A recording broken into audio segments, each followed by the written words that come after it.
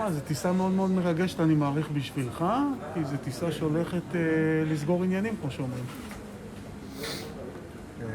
אני מקווה. תשמע, שום דבר לא סגור עד שזה לא סגור, כמו שאנחנו יודעים.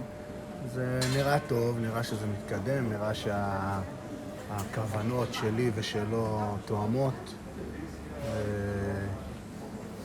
בואו לא נקדים את המאוחר, בואו נגיע לשם, נמצא את המשא ומתן, צריך להבין, לא, זה לא בכל מחיר, זה רק אם באמת זה יעשה טוב למועדון, לאורך זמן, לתשתיות של המועדון. אני חושב שבעבר היה כסף גדול בביתר, לדעתי יכול היה להיות מנוצל טוב יותר. אני חושב שצריך לעשות השקעה משמעותית בתשתיות.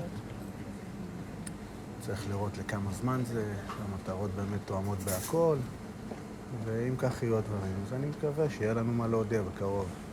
במקביל לזה, יש את הנושא של לה פמיליה, את הכתובות גרפיטיות, שאתם הגבתם על זה אפילו בציוץ שהוצאתם, וזו מלחמה שאתה מכיר, זו מלחמה שאתה מנהל למעשה מה שהגעת לביתר ירושלים, אבל יכול להיות שעכשיו בעקבות העסקה זה יעלה מדרגה. יכול להיות. לא התרגשתי מזה יתר על המידה כשהצטרפתי למועדון, גם לא היום. זה מאוד פיקנטי לדבר כל פעם על המיעוט. זה באמת מיעוט.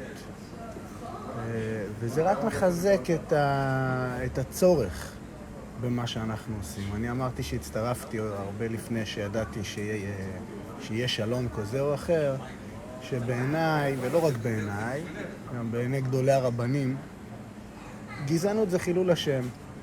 לא עושים גזענות בשום מקום, בטח לא בעיר הקודש, בטח לא במשמרת שלי. נלחמתי בזה מהיום הראשון, ואני אלחם בזה עד היום האחרון.